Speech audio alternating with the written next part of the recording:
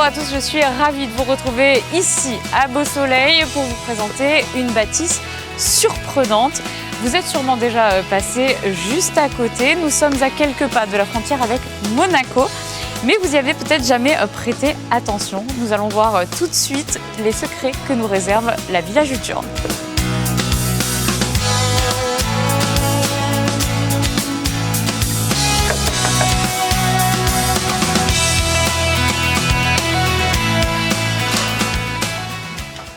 Bonjour Fanny. Bonjour, enchantée, bienvenue Villa Juturne. Merci de nous accueillir chez vous. On se trouve là dans le hall d'entrée, on est au cœur de Beau Soleil, dans ce bâtiment assez surprenant. Oui. Vous êtes la petite fille du créateur de ce lieu, Patrizio Rogolini. Oui. Il a créé ce lieu en 1913, c'est bien ça? Le début de la construction de la maison en 1913.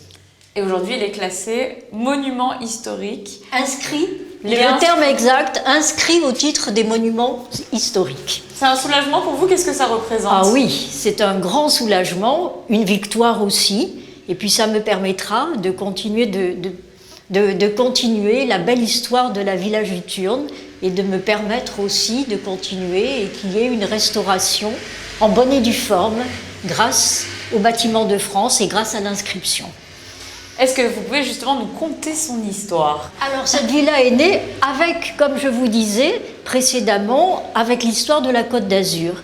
Mon grand-père est d'abord venu à Menton et donc il a construit cet immeuble qui était pour lui un immeuble qui est dans le libellé, on a retrouvé dans les archives, les hivernants, immeuble de rapport pour recevoir les hivernants, puisque avec l'histoire de la Côte d'Azur, au début du XXe siècle, on venait l'hiver sur la Côte d'Azur.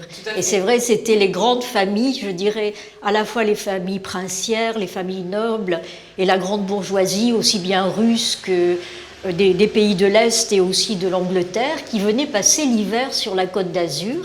Et ma grand-mère me disait qu'il y avait des personnages très étonnants qui ont habité cet immeuble et qui venaient des joueurs évidemment au casino, des princesses polonaises aussi. Comme mon grand-père voyageait beaucoup, c'était un moyen pour sa famille de vivre très correctement quand lui était en voyage, en particulier en Amérique du Sud, où il a aussi énormément travaillé. Fanny, on continue pour voir comment étaient disposées les pièces ici dans cette maison, puisque on le voit, le rez-de-chaussée était réservé à votre famille, les étages aux hivernants. Oui. Vous habitez encore ici? Oui, je suis revenue habiter ici. Après avoir habité 30 ans en Nice, je suis revenue habiter la maison familiale et une partie de l'appartement de mon grand-père. Là, on voit que nous nous trouvons dans la cage d'escalier.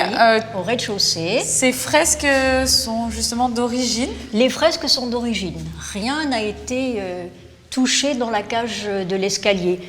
Une partie le soubassement a été repris puisque mon père, Riccardo Rogolini, était aussi artisan peintre et fresquiste aussi. Donc il a repris cette partie-là, toute simple, mais toutes les fresques dans la cage d'escalier n'ont pas été touchées.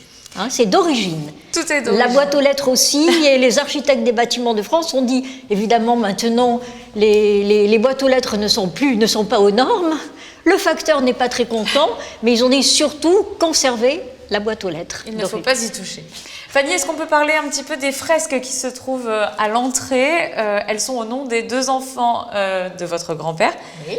Icare, votre père, et Juturne, votre tante?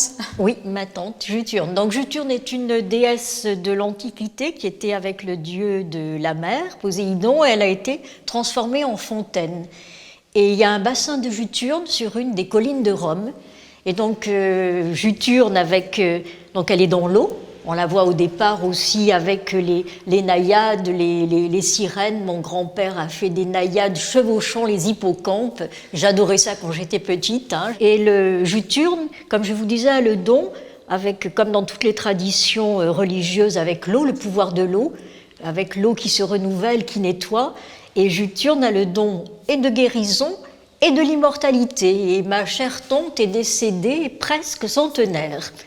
La légende d'Icare est, elle, bien sûr, plus connue. Plus connue, plus connue. Hein, le père, d'ailleurs, le père d'Icare, c'était Dédale, dieu de l'architecture. Mon grand-père apprécie énormément l'architecture, puisque c'est sur ses plans. Hein, c'est mon grand-père qui a fait les plans de l'immeuble. Mais l'histoire d'Icare, on la connaît. Hein. Icare est désobéissant, puisqu'il ne doit pas s'approcher du soleil. Il s'approche du soleil, et les ailes qui étaient tenues par de la cire fond, et Icare tombe dans la mer. Voilà pour Icare.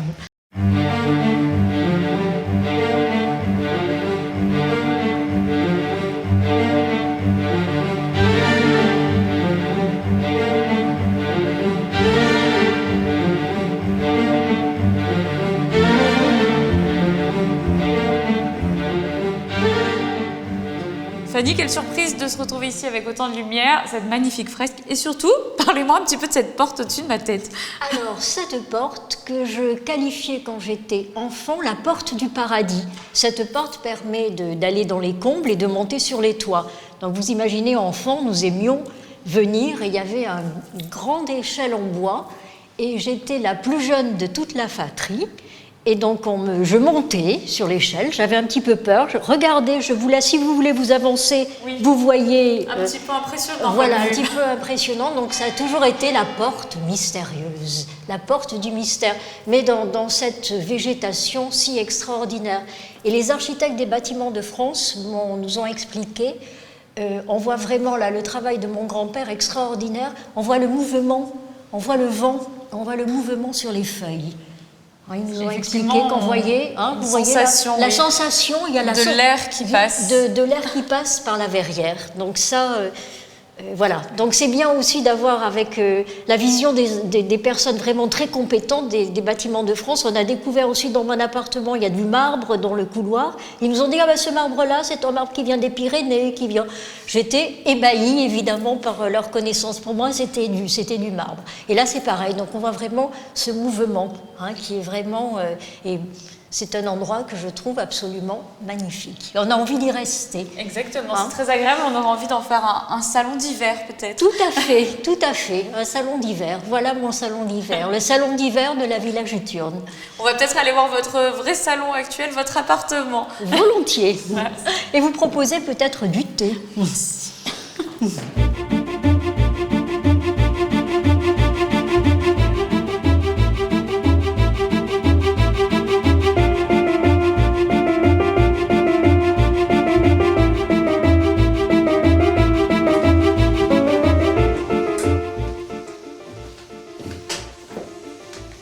Nous sommes chez vous, ici. Oui. On voit, tout a été conservé, tout est d'époque. Oui, tout est d'époque.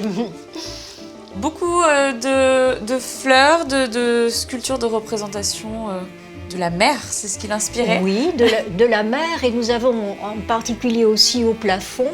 En fait, il y a les saisons aussi, et il y a tous les arts qui sont représentés. Donc vous voyez, il y a le masque persona, c'est le théâtre.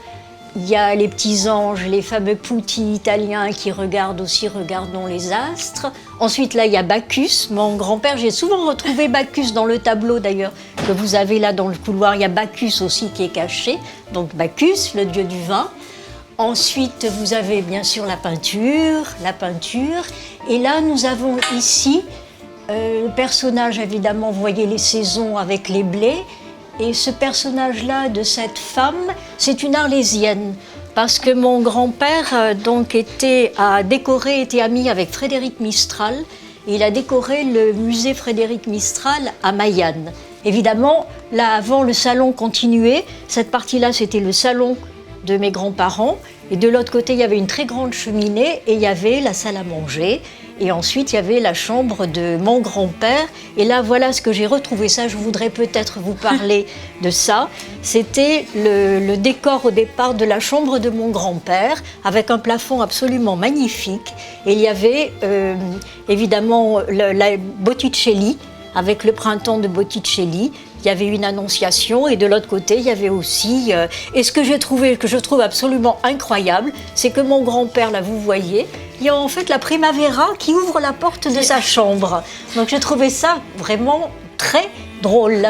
Il devait être rigolo, mon grand-père, avec évidemment Qui vient venir dans sa chambre? En plus, voyons, la Primavera. Rien que ça. Rien que ça. Malheureusement, cette pièce n'a pas été conservée. Non, cette pièce n'a pas été conservée. Cette pièce a été détruite. On a pu conserver le plafond, malgré l'insistance des architectes des bâtiments de France. Voilà, donc ça c'est l'histoire, une partie un peu triste de l'histoire de la Villa Juturne, mais qui maintenant, au contraire, repart sur des choses beaucoup plus joyeuses, en vous remerciant d'être venu aussi, qui me permettra certainement de continuer, comme je vous disais, de restaurer la Villa Juturne et qu'elle retrouve tout son éclat. Une invitation à la culture, Exactement. Cette Villa Juturne. Exactement. Fanny, merci beaucoup pour votre accueil et pour ces magnifiques anecdotes sur cette villa. Merci beaucoup, c'est moi qui vous remercie. Et toute l'équipe. Quant à nous, on se retrouve très prochainement pour une nouvelle demeure d'exception.